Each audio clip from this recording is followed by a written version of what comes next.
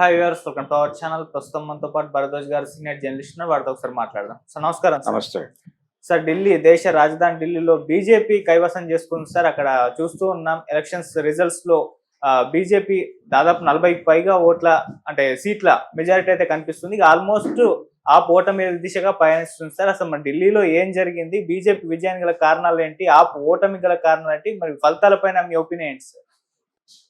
కేజ్రీవాల్ కూడా ఓటమి దిశగా వెళ్ళిపోయాడు అనేది ఇప్పుడు లేటెస్ట్ న్యూస్. అంటే ప్రధానమైనటువంటి చర్చ ఎక్కడ జరుగుతుందంటే డబుల్ ఇంజిన్ సర్కార్ అనేది వర్కౌట్ అయింది బీజేపీకి అనేది ఒక మాట వినిపిస్తోంది. రెండోది, ఈ అభిప్రాయానికి బలం చేకూర్చిన వాడు కూడా కేజ్రీవాలే అనేది ఒక అభిప్రాయం. కేజ్రీవాల్ ఏమన్నాడంటే, నేను ఏ పని చేయాలన్నా కేంద్రం అడ్డుకుంటోంది, నన్ను కట్టడి చేస్తోంది, కంట్రోల్లో పెడుతోంది, అసలు చిన్న అంటే ఒక లోకల్ అధికారిని ట్రాన్స్ఫర్ చేయడానికి కూడా నాకు అవకాశం లేకుండా చేస్తున్నారు, నా చేతులు కాళ్ళు కట్టేసి నేను ఏదైతే మీకు సేవ చేయాలనుకున్నానో అది చేయనివ్వకుండా చేస్తున్నారు అని ఆయన ఎన్నికల సందర్భంగా ఇచ్చినటువంటి అన్ని ఉపన్యాసాల్లోనూ దీన్ని ప్రధానాంశంగా మాట్లాడాడు. వాళ్ళు చేస్తున్నటువంటి డబుల్ ఇంజిన్ సర్కార్ అనేటువంటి ప్రచారానికి ఈయన నన్ను కట్టడి చేస్తున్నారు అనే ప్రచారం జోడై ఓటర్స్లో ఎందుకు ఇతన్ని ఎన్నుకుని మనం ఇబ్బంది పడటం, వాళ్ళు చెప్పినట్టుగా డబుల్ ఇంజిన్ సర్కార్కి వెళ్ళిపోతే మనకి కొన్ని పనులు అవుతాయి కదా అనేది, ముఖ్యంగా యమునా నది ప్రక్షాళనలు, అలాగే మంచినీటి సమస్య, ఇలాంటివి కొన్ని కీలకమైన గొడవలు ఉన్నాయి అక్కడ. సో ఇవన్నీ కూడా వాళ్ళకి నాయకత్వం అప్పచెప్తాయి, వాళ్ళకి అధికారం అప్పచెప్తాయి, డెఫినెట్గా పరిష్కారం అయ్యేటువంటి అవకాశం ఉంటుంది అనే మూడ్లో ఓటర్ టర్న్ అయ్యాడు అనేది. అంటే బీజేపీ చేసిన ప్రచారానికి ఆమ్ ఆద్మీ కూడా తోడ్పడింది అనే అభిప్రాయం కూడా ఇప్పుడు చాలా మంది వ్యక్తం చేస్తున్నారు. ఇది ఓటమికి కారణమా? దీనికంటే ముందే ఇది అసలు డిజైన్డ్ గెలుపు అనేటువంటిది నా అభిప్రాయం. డిజైన్డ్ గెలుపు అంటే ఎట్టి పరిస్థితుల్లోనూ ఈసారి ఢిల్లీ మనం కైవసం చేసుకోవాలి అని చెప్పి వాళ్ళు ప్రోగ్రామ్ సార్ట్అవుట్ చేయటంతో పాటు ఏ ఏరియాలో ఏ ఓటర్స్ అధికంగా ఉన్నారు అనేది కూడా చాలా క్లీన్గా అబ్జర్వ్ చేసి అక్కడ ఆ ఓటర్స్ని తమ వైపుకి డైవర్ట్ చేయడానికి ఏం చేయాలో ఆ కసరత్తులన్నీ చేశారు. ఈ ఎలక్షనీరింగ్ అనేది బాగా వర్కౌట్ అయింది బీజేపీకి. దాంతోపాటు కేజ్రీవాల్ అరెస్టు ఉపయోగపడుతుందేమో, సింపతి ఓటు గెయిన్ అవుతుందేమో అని అనుకున్నారు. ప్రభుత్వ వ్యతిరేక ఓటు బలంగా ఉన్నప్పుడు చంద్రబాబును అరెస్ట్ చేస్తే అది ఫలితం కనిపించింది. ఇక్కడ ఆయన ప్రభుత్వంలో ఉన్నాడు కేజ్రీవాల్, అంటే అన్ని అరెస్టులు ఉపయోగపడవు. అరెస్ట్ అయ్యాను కాబట్టి తిరిగి గెలుస్తాను అనేది భ్రమ. ఈయన ప్రభుత్వంలో ఉన్నాడు, ఈయన మీద ఆల్రెడీ వ్యతిరేక ఓటు పోగుబడి ఉంది. ఆ పోగుబడినటువంటి ఓటు ఈ సింపతితో పక్కకు జరుగుతుంది అనుకున్నారు వాళ్ళు, ఆప్ వాళ్ళు. అది జరగలేదు. అది జరగకపోవడానికి కారణం ఏంటంటే, ఏ అవినీతికి వ్యతిరేకంగా అయితే ఆమ్ ఆద్మీ పార్టీ ఏర్పడిందో అదే అవినీతి మరక అంటించి దాన్ని జైలుకు పంపించడం జరిగింది. ఇది చాలా సక్సెస్ఫుల్గా స్కీమ్ చేశారు బీజేపీ వాళ్ళు. ఈ స్కీమింగ్లో భాగంగా వాళ్ళకి ఈ అరెస్టు తాలూకా సింపతి దక్కలేదు. దక్కకపోవడం పైగా ఇద్దరి మీద, ఇప్పుడు కేజ్రీవాల్ ఒకడే కాదు, కేజ్రీవాల్ తర్వాత ముఖ్యమంత్రిగా వ్యవహరించినటువంటి వాళ్ళు కూడా దెబ్బతిన్నారు ఈ ఎన్నికల్లో. ఇది ప్రధానంగా గమనించాల్సినటువంటి విషయం. ఇందులో యాంత్రిక తాంత్రికత రెండింటినీ ఉపయోగించారు. కేవలం తాంత్రికత మాత్రమే కాదు, విస్పరింగ్ క్యాంపెయిన్ చాలా బలంగా చేసింది బీజేపీ. విస్పరింగ్ క్యాంపెయిన్ అంటే గుసగుసల ప్రచారం, ప్రతి చెవిన ప్రతి మెదడులోకి ఆమ్ ఆద్మీ పార్టీ బయటకి చెప్తోంది వేరు, లోపల చేస్తోంది వేరు, వాళ్ళ అవినీతి పరులు అనే విషయాన్ని బాగా ఇంజెక్ట్ చేయగలిగింది. దాంతోపాటు మీ రోజువారీ సమస్యల పరిష్కారానికి డబుల్ ఇంజన్ సర్కార్ అయితే మాత్రమే పరిష్కారాలు దొరుకుతాయి తప్ప మీరు ఇక్కడొక ప్రభుత్వాన్ని అక్కడొక ప్రభుత్వాన్ని ఉంటే కుదరదు. అంటే వీళ్ళ నినాదం ఒకటి ఉంది ఆల్రెడీ, ఒకే దేశం ఒకే ఎన్నిక అనే నినాదం. మరి దాని కొనసాగింపు భాగంగా ఒకే దేశం ఒకే పార్టీ అనే వైపుగా కూడా లాక్కెళ్ళిపోతున్నారు. ఈ లాక్కెళ్ళిపోయేటువంటి ప్రయత్నం చాలా చోట్ల చాలా బలంగా చేస్తోంది భారతీయ జనతా పార్టీ. అందులో భాగంగానే కాంగ్రెస్ పార్టీకి గత ఎన్నికల కంటే కొంచెం ఓటు పెరిగింది, కానీ ఓట్ పర్సంటేజ్ పెరిగింది కానీ వాళ్ళు ఇప్పటి వరకు ఎక్కడా కూడా ఖాతా ఓపెన్ చేయలేదు. గెలిచే అవకాశాలు పెద్దగా కనిపించట్లేదు. మాక్సిమం 1-2. నిజానికి వాళ్ళు ఢిల్లీని పరిపాలించినటువంటి పార్టీ అది. షీలా దీక్షిత్ గారు సుదీర్ఘకాలం ముఖ్యమంత్రిగా వ్యవహరించినటువంటి ప్రాంతంలో వీళ్ళు కనీసం ఒక సీటు కూడా గెలుచుకోవడానికి ఇబ్బంది పడుతున్నటువంటి పరిస్థితి చూస్తున్నాం. ఇది నిజంగా కాంగ్రెస్ వైఫల్యమా లేకపోతే ఈ డిజైన్లో భాగంగా కాంగ్రెస్ని పక్కకు తొక్కారా అనేది ఒకటి చూడాలి. కేజ్రీవాల్ కొంతవరకు తన ప్రాభవాన్ని నిలబెట్టుకునే ప్రయత్నం చేశాడు. ప్రస్తుతానికైతే 22 దాటారు. 22 దాటారు. మొత్తం 70లో 39 వస్తే సరిపోతుంది. 36 వచ్చినా చాలు. BJP already 40 దాటేసింది. సో వాళ్ళు దాదాపు ప్రభుత్వాన్ని ఏర్పాటు చేయటానికి అర్హమైనటువంటి మెజారిటీ అయితే సాధించేశారు. కేజ్రీవాల్ కష్టం. అంటే దాదాపు ఇంకా సగం గెలవాలి. అన్ని సీట్లు లేవు అక్కడ. కాబట్టి కేజ్రీవాల్ ఎట్టి పరిస్థితుల్లోనూ అంటే ఆమ్ ఆద్మీ పార్టీ ప్రభుత్వాన్ని ఏర్పాటు చేసే పరిస్థితి అయితే ఇప్పటికి లేదు. అయిపోయింది. దీని నుంచి ఢిల్లీ ఎలక్షన్ తర్వాత జరగబోయే పరిణామాలు ఏంటంటే ఆమ్ ఆద్మీ పార్టీని చంపేస్తుంది బీజేపీ అనే ప్రచారం ఒకటి జరుగుతోంది. చాలా ఛానల్స్లో చాలా మంది విశ్లేషకులు అది మాట్లాడుతున్నారు.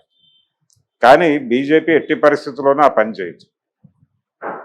ఆమ్ ఆద్మీ పార్టీని అలా ఉంచి కంట్రోల్లో ఉంచుకుని అది దాన్ని రాజకీయ క్రీడలో ఎక్కడ అవసరమో అక్కడ వాడుతూ ప్రధాన ప్రత్యర్థిని పూర్తి స్థాయిలో పక్కకి గెంటేయటానికి, ఆటలో నుంచి కాంగ్రెస్ పార్టీని పక్కకి గెంటడానికి అవసరమైనటువంటి శక్తులన్నింటినీ తన వెనక తన కంట్రోల్లో పెట్టుకునేటువంటి ఒక రాజకీయ క్రీడ ఆడుతోంది బీజేపీ.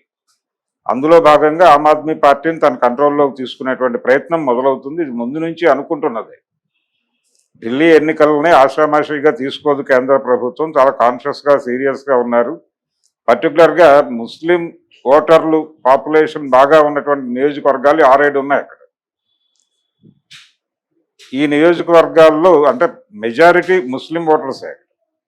ఆ ఏరియాలో కూడా వీళ్ళకి అద్భుతమైన సపోర్ట్ దొరికింది భారతీయ జనతా పార్టీ.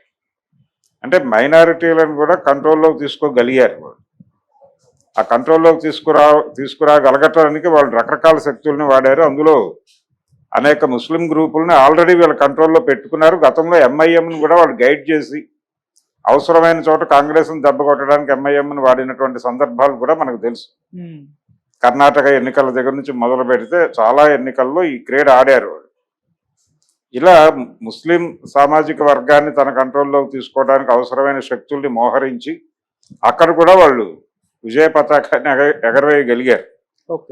ఇది మాత్రమే కాకుండా జనరల్గా న్యూట్రల్ ఓట్స్ని తన వైపు తిప్పుకోగలిగింది బీజేపీ. తటస్థ ఓటర్లను కూడా తన వైపుకు తిప్పుకోవడానికి ఈ డబుల్ ఇంజన్ సర్కార్ అనేటువంటి నినాదం ఉపయోగపడింది. ఇలా వాళ్ళు యాంత్రికత తాంత్రికత వాడి ఢిల్లీ ఎన్నికల్లో ఫైనల్గా ఒక జెండా అయితే ఎగరేయగలిగారు. ఇది ఇక్కడితో ఆగదు. ఇది అంతం కాదు, ఇది ఆరంభంలాగా దేశంలో ఉన్నటువంటి అన్ని పార్టీలని నెమ్మదిగా కంట్రోల్లో తీసుకుని ప్రధాన ప్రత్యర్థిని ఆటలో నుంచి ఎలిమినేట్ చేసేదాకా ఈ క్రీడ నడుస్తుంది. ఈ క్రీడ ముగింపు ఏమిటంటే జమిలీ ఎన్నికలు అనే పేరుతో మొత్తం దేశమంతా కూడా కాషాయ జెండా ఎగరేయటం అనే దిశగా నడుస్తుంది. అంటే కంట్రోల్డ్ బై బీజేపీ అనటంలో ప్రతి చోట కూడా ఆమ్ ఆద్మీ పార్టీ కూడా బీజేపీ కనుసన్నల్లో రేపు గెలుపు సాధించవచ్చు. ఏపీ పరిస్థితి చూస్తున్నాం మనం. ఆంధ్రప్రదేశ్లో ఉన్నటువంటి 3 ప్రాంతీయ పార్టీలు కంట్రోల్డ్ బై బీజేపీ. అది జనసేన కావచ్చు, వైసీపీ కావచ్చు, తెలుగుదేశం కావచ్చు. తెలుగుదేశం పార్టీ ఎక్కడ తోక జాడిస్తుందో, తోక జాడించేటువంటి లక్షణం ఆ పార్టీకి ఉంది. దానికి కొంత సొంత బేస్ ఉంది కాబట్టి దాన్ని ఇంకొంచెం ఎక్కువ కాన్షియస్నెస్తో కంట్రోల్ చేసే ప్రయత్నం చేస్తోంది. ఇలా చాలా చోట్ల జరుగుతోంది అదే. ఎక్కడ ఏ పార్టీని ఏ కౌంటర్ని మూసేయమని చెప్పరో వాళ్ళు కంట్రోల్లోకి తీసుకుంటారు తప్ప. ఇప్పుడు ఆమ్ ఆద్మీ పార్టీ తేల్చుకోవాల్సిన పరిస్థితిలోకి వచ్చింది. ఈ అవినీతి మరక అంటించటంలోనూ దాన్ని మిడిల్ క్లాస్లోకి విస్తృతంగా తీసుకెళ్ళగలగటంలోనూ వాళ్ళకి రకరకాల శక్తులు తోడ్పడ్డాయి. అన్నా హజారేతో సహా. అన్నా హజారే మాట్లాడిన మాటల ప్రభావం కూడా ఓటర్ మీద కనిపించింది. అంటే ఆ పాదులో నుంచి మొలకెత్తిన మొక్క ఇది. ఈ మొక్క మీద ఆయన క్రిటిసిజం పెట్టడం అనేది కూడా దాని ప్రభావం చూపించింది ఓటర్. ప్రధానంగా స్థానిక సమస్యలు, కాలుష్యానికి సంబంధించిన గొడవలు చాలా ఉన్నాయి అక్కడ. ఇవన్నీ కలిసి రెండవది నోయిడా లాంటి ప్రాంతాలు, వీటికి ఇక్కడ పారిశ్రామిక కేంద్రాలు, పారిశ్రామిక ప్రాంతాలలో సరైనటువంటి పరిపాలన లేదు అనే అభిప్రాయం కూడా బలంగా ఆప్కి దెబ్బకొట్టినటువంటి పరిస్థితి. కాకపోతే కింది స్థాయి ఓటర్లు అంటే కార్మికులు, అలాగే స్లమ్స్లో ఓటర్లు కొంత మేరకు ఆప్కి ఓటేశారు. కానీ వాళ్ళు ఎక్స్పెక్ట్ చేసినటువంటి రేంజ్లో అక్కడి నుంచి ఓట్లు రాకపోవటం కనిపిస్తోంది విజిబుల్గానే. అంటే ఆమ్ ఆద్మీ పార్టీకి ఎక్కడెక్కడైతే బలం ఉందో ఆ బలం ఉన్న ప్రతి చోట కూడా వీళ్ళు బలంగా మోహరించి కనిపించని ప్రచారం చాలా చేశారు. అంటే డోర్ టు డోర్ క్యాంపెయిన్ అనేది చాలా బలంగా చేయగలిగింది బీజేపీ ఆమ్ ఆద్మీతో పోలిస్తే. ఆమ్ ఆద్మీని రకరకాల కష్టాల్లో ఉంచి ఆ పార్టీ ఒక రకమైనటువంటి డిఫెన్స్లోకి వెళ్ళిపోయి ఆడాల్సినటువంటి పరిస్థితి కల్పించడం ద్వారా వీళ్ళు ప్రచారం చేసుకోవడానికి ఒక అద్భుతమైన ప్లాట్ఫామ్ క్రియేట్ చేసేసుకున్నారు. ముందే క్రియేట్ చేసుకొని ఆ ఫలితం ఇప్పుడు చూస్తున్నారు. ఎన్నికల కంటే ముందే ఈ పరిస్థితులన్నీ కనిపించినాయి ఢిల్లీలో. అందుకని ఎట్టి పరిస్థితుల్లోనూ ఎటు తిరిగి ఎటు వెళ్ళినా కానీ జెండా కాషాయం ఎగరేసే ఛాన్సెస్ ఉన్నాయి ఢిల్లీ పీఠం మీద అనేది బలంగా కనిపించింది. కానీ సర్వేలు ఆమ్ ఆద్మీ పార్టీకి అనుకూలంగా సర్వేలు వచ్చినాయి. కారణం ఏంటంటే ఓపెన్గా అవుట్ స్పోకెన్ ఓటర్లు చాలామంది ఆమ్ ఆద్మీ పార్టీకి అనుకూలత ప్రదర్శించారు. నిజంగానే ఆమ్ ఆద్మీ పార్టీకి ఒక మేరకు అంటే కొద్దిపాటి తేడాతోనే అధికారం కోల్పోయే పరిస్థితి ఉంది అని అనిపించింది ఒక దశలో. కానీ ఇక్కడ ఈ తాంత్రికతతో పాటు యాంత్రికత కూడా జోడించింది బీజేపీ. అది ఈ రోజున బయటకు రావడం లేదు, కానీ నెమ్మదిగా అది కూడా 2-3 రోజుల్లో ఓపెన్ అవుతుంది. కొన్ని నియోజకవర్గాల్లో వీళ్ళు యాంత్రికత కూడా వినియోగించడం ద్వారా, యాంత్రికత అంటే ఈవీఎం మేనేజ్మెంట్ అనే ప్రోగ్రాం కూడా ఉంది దీనిలో. అందువల్లనే వీళ్ళకి ఇంత స్పష్టంగా అంటే దాటి సగానికి పైన మెజారిటీ సాధించేయటం, ఆమ్ ఆద్మీ పార్టీని 25 సీట్ల లోపే కుదించేయటం, ఈ ప్రోగ్రాం అంతా సాధ్యమైంది. ఇక్కడ ఈ యాంత్రికత లేకపోతే వాళ్ళు ఇంకొంచెం బలంగానే రైజ్ అయ్యి ఉండేవాళ్ళు. అంటే సర్వేలన్నీ పూర్తి స్థాయిలో తప్పు అని అనలేము. సర్వేల్లో డెఫినెట్గా కొంత వాస్తవం ఉంది. మెజారిటీ సర్వేలు ఆమ్ ఆద్మీ పార్టీ వైపే వెళ్ళినాయి, కానీ ఫలితం తేడా వచ్చింది. అక్కడ కూడా జరిగింది అదే, ఆంధ్రప్రదేశ్ ఎన్నికల్లో జరిగింది అదే. ఇప్పుడు ఇంకో విచిత్రం ఏంటంటే చాలా మంది మాట్లాడుతున్నారు ఈ రోజున ఢిల్లీ గెలుపు సందర్భంగా కేసీఆర్ ఉంటే ప్రయోజనమా, బీజేపీకి కాంగ్రెస్ ఉంటే ప్రయోజనమా, కానీ ఇక్కడ అలా జరగలేదు కదా అన్న పద్ధతిలో కూడా మాట్లాడుతున్నారు. కానీ కాంగ్రెస్ పార్టీ ఎప్పుడైతే ఫ్రాంచైజీ మోడల్లోకి వెళ్ళిపోయి ఇక్కడ రేవంత్ రెడ్డి ఫ్రాంచైజీ తీసుకున్న తర్వాత రేవంత్ రెడ్డి సొంత నిర్ణయాల